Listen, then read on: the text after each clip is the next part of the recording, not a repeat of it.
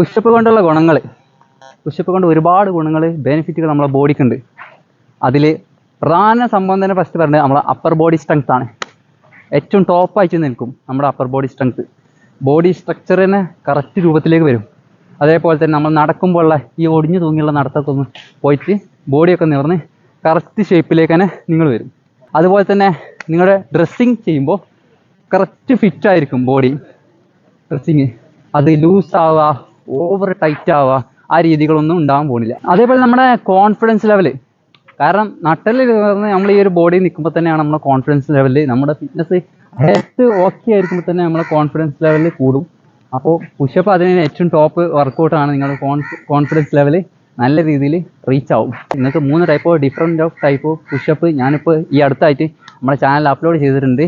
അപ്പോൾ അതൊന്ന് ചെക്ക് ചെയ്ത് നോക്കാം.